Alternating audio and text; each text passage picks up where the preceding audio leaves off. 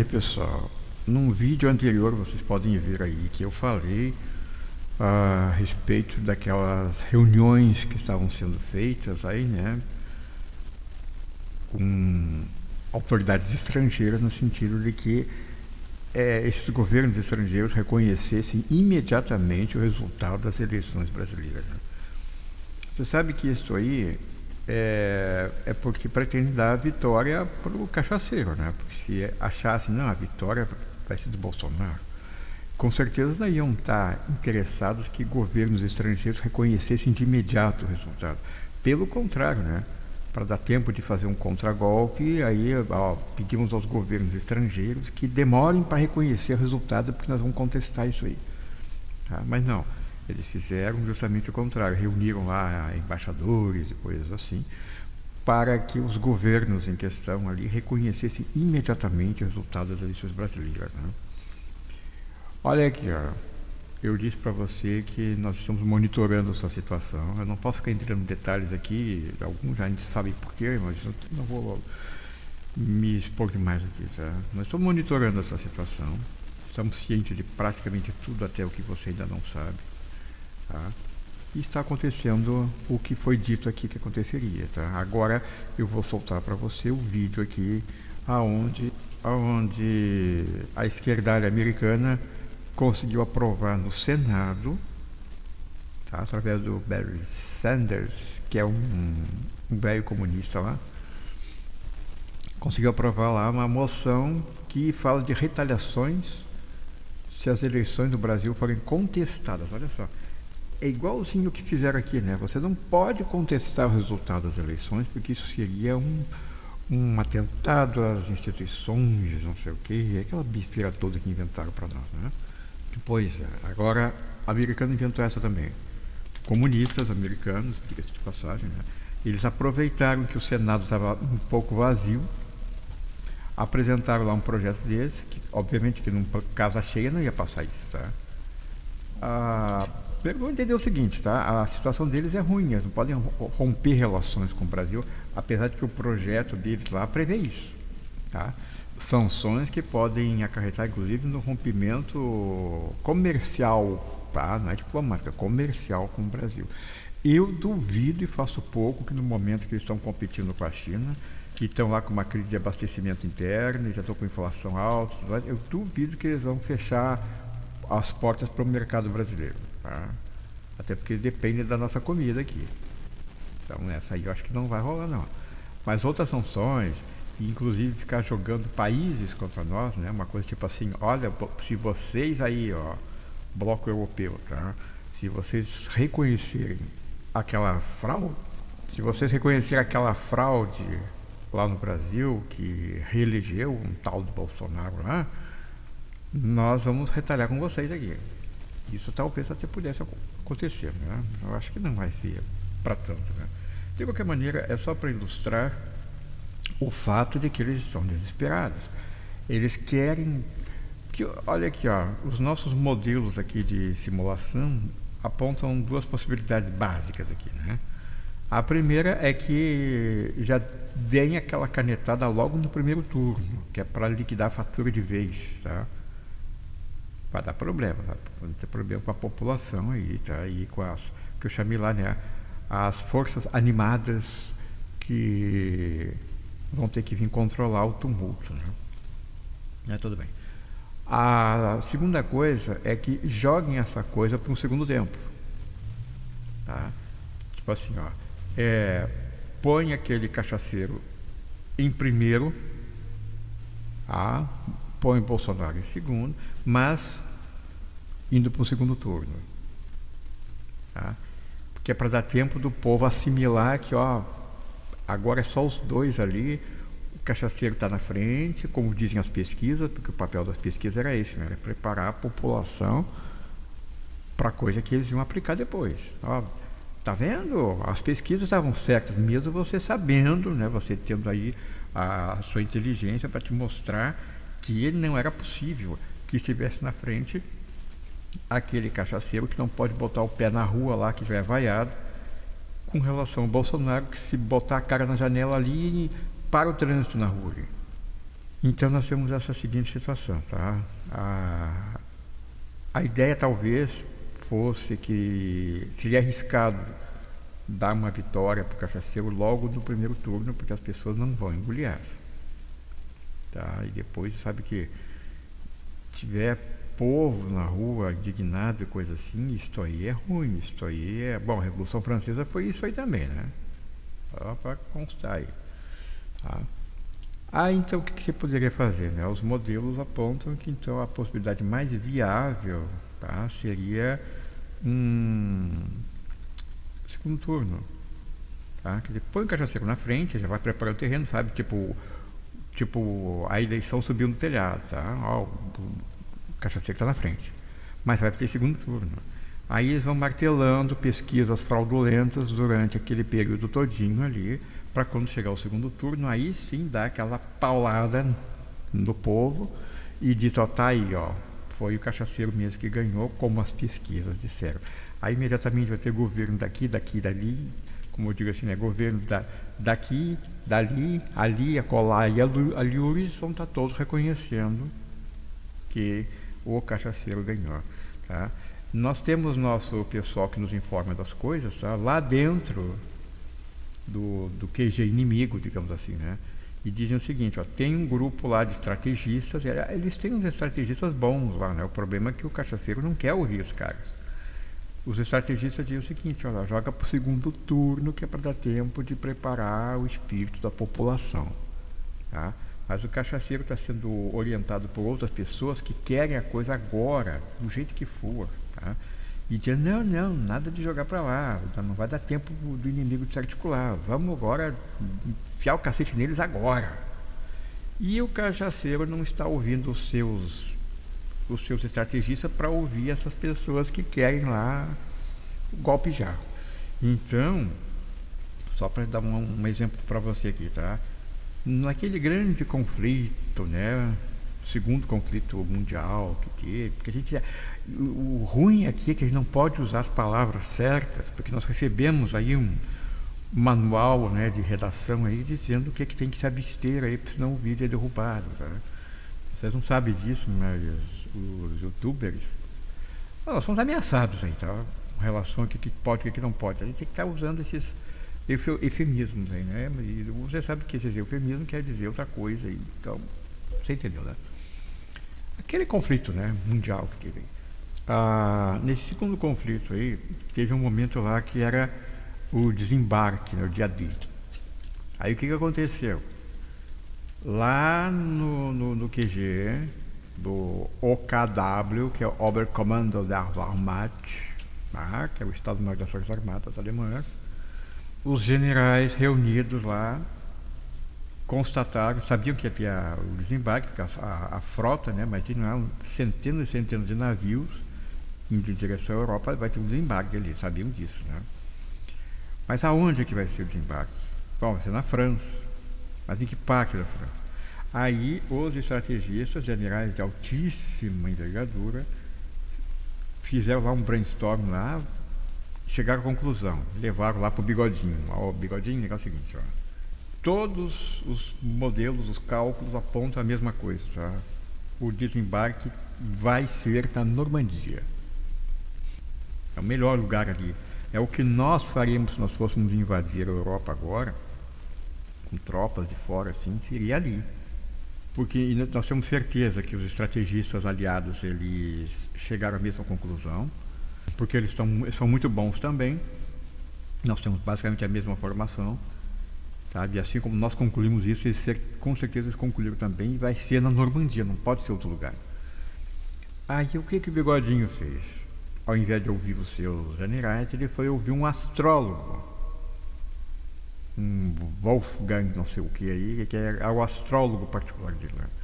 Aí o astrólogo disse assim, não, Mapirra, olha aqui, ó, mapa astral.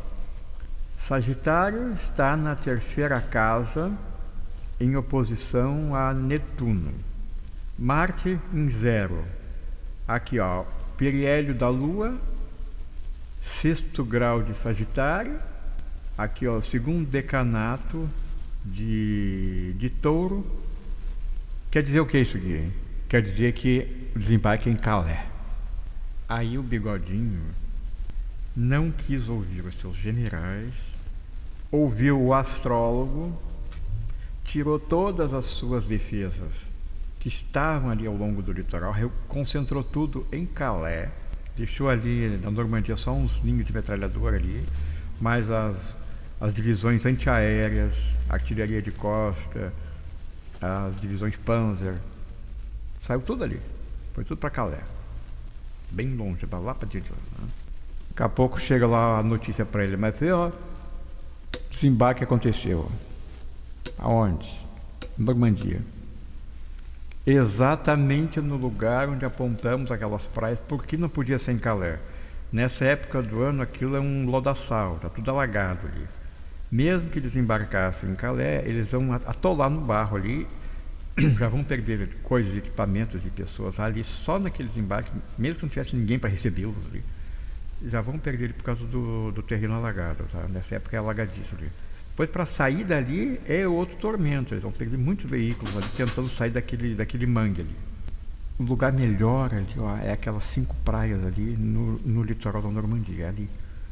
Pois o Bigodinho foi ouvir o astrólogo, deixou só uma guarnição pequena ali, levou tudo para lá e o desembarque foi na Normandia. O resultado, teve a invasão, teve o dia D, eles foram derrotados e o astrólogo foi fuzilado lá no estacionamento da chancelaria, lá, porque fez previsão errada.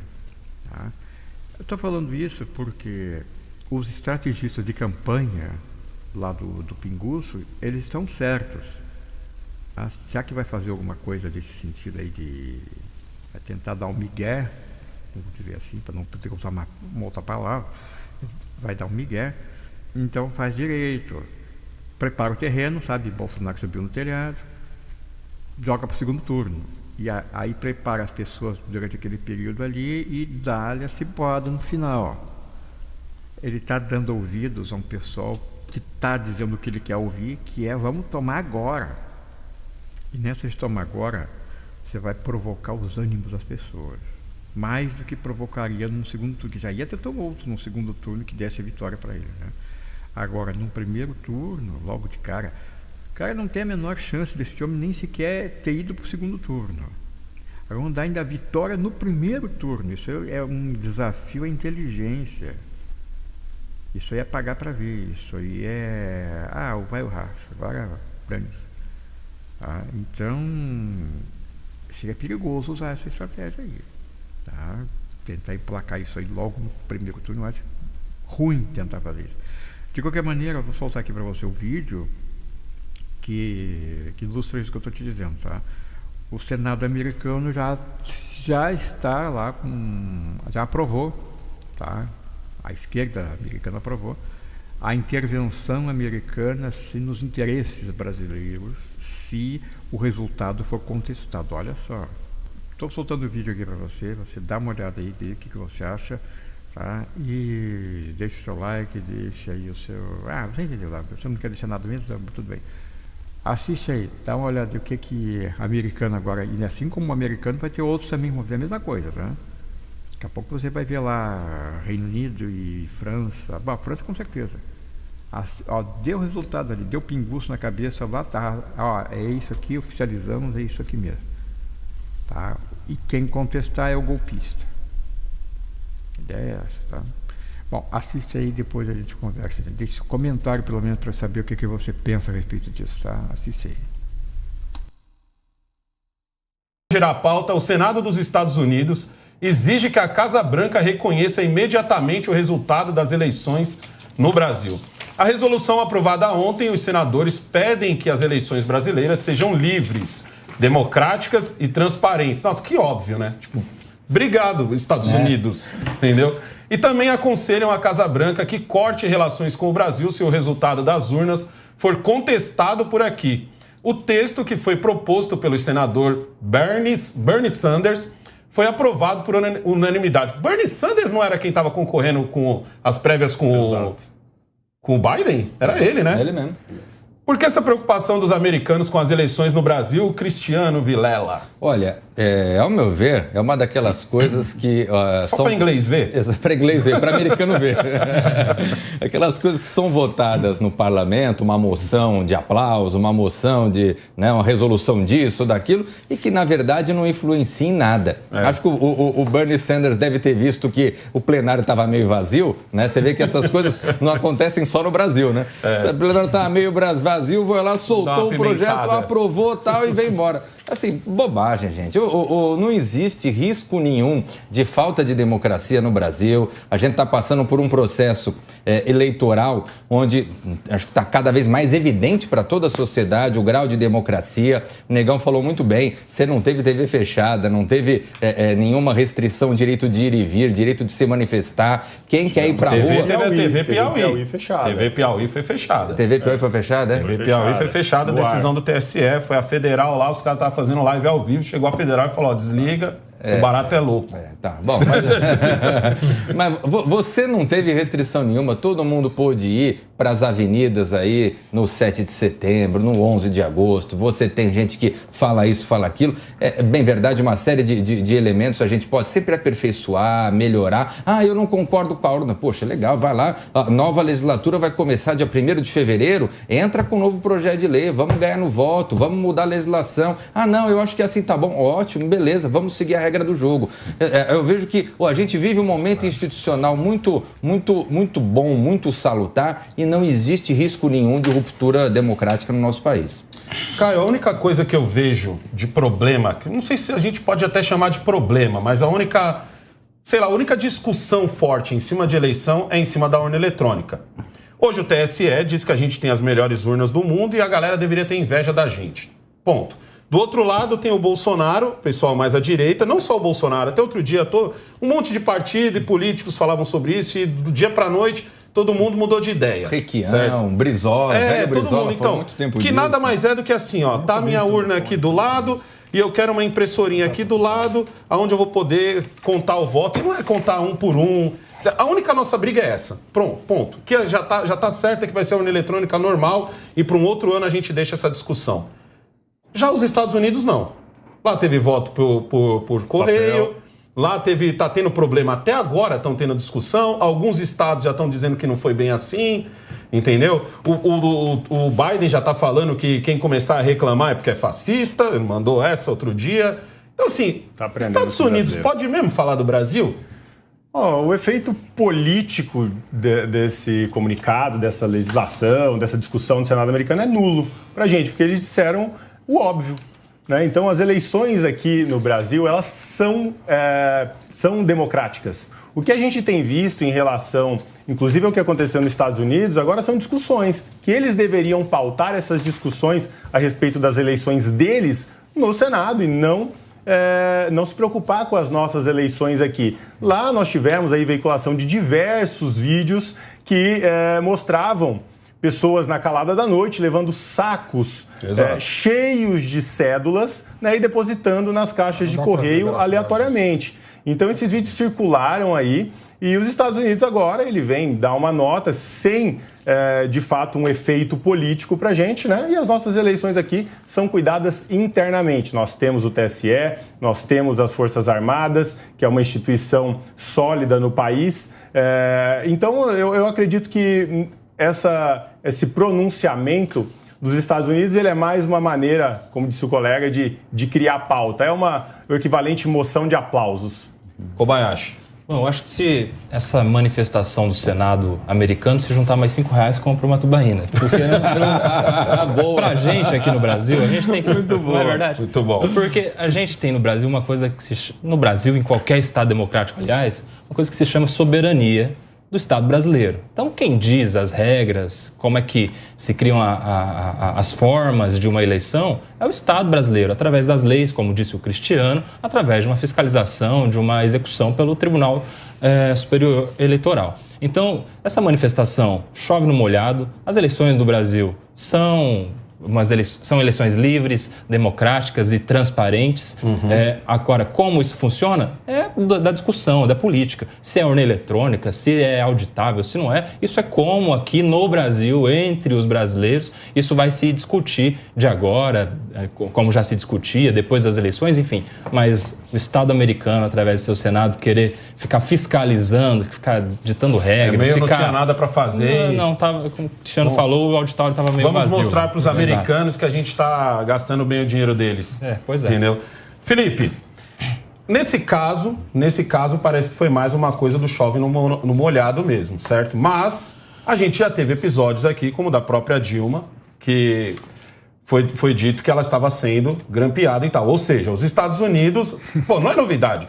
É um país da hora, mas assim, eles em primeiro lugar. Eles são imperialistas. Então, eles em primeiro lugar. Então, eles estão sempre em cima dos outros países, sempre querendo ter o controle ali e tal. Como você vê essa notícia, que parece mais um chove no molhado, foi perguntada para a porta-voz da Casa Branca, e ela, como uma boa porta-voz, só saboneteou também não respondeu nada.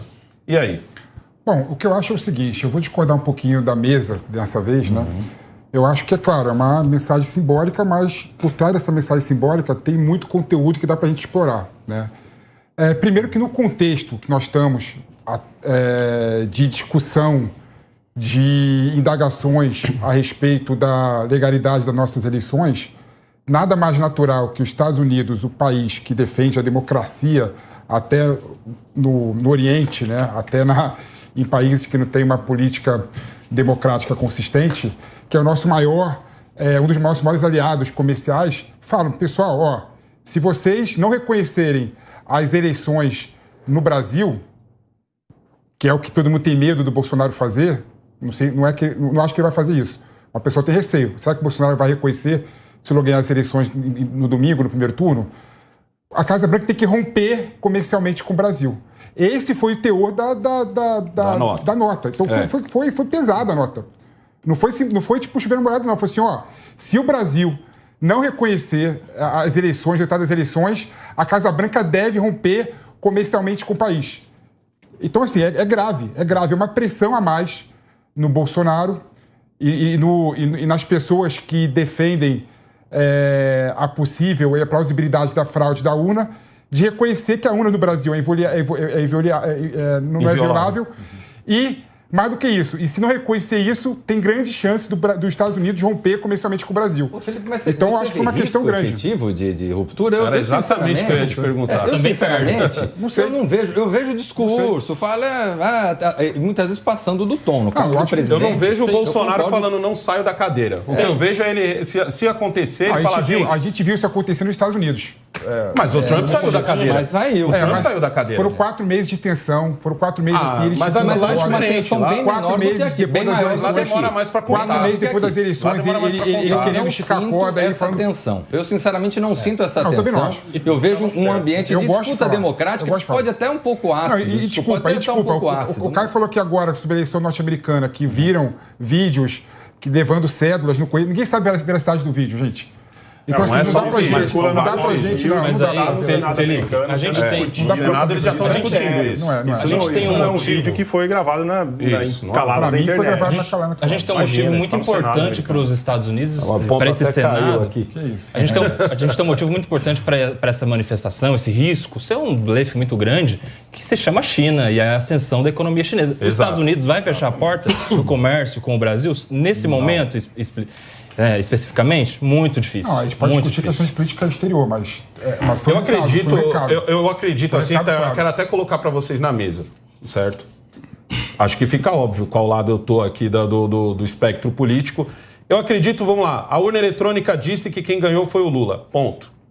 Certo? Eu acredito que o Bolsonaro vai falar, não é bem assim, não aconteceu, essa urna isso, essa urna aquilo. Mas eu não acredito no Bolsonaro dizendo assim, não saio da cadeira. Não acredito no Bolsonaro dizendo assim, vou botar o exército na rua. Não acredito no Bolsonaro dizendo, ele não consegue botar o exército vai lá e vai ver se essas urnas estão certas. Eu acredito muito mais nele passar a cadeira reclamando do que nisso. Eu sempre digo o seguinte, esse discurso de golpe, esse discurso de o Bolsonaro vai jogar o tanque, esse discurso disso, aquilo, isso daí parte da esquerda e pouca gente na direita abraçou esse discurso. Negão, esse discurso só ocorre por causa do Bolsonaro. Mas ele não tem nada dizendo assim, ó, se não fizer... Eu até concordo com você, eu acho impossível de Bolsonaro perder as eleições e não reconhecer o resultado das eleições um nome aqui, e não sair da cadeira. Mas quem criou esse cenário todo não foi o TSE, foi o Não, mas o Bolsonaro não mandou, o Bolsonaro não está atrás do Alan dos Santos, certo? Que hoje é um refugiado.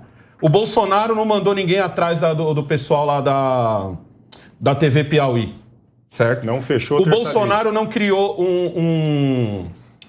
um processo lá das fake news lá, que até hoje o nego não sabe do que ele está sendo acusado.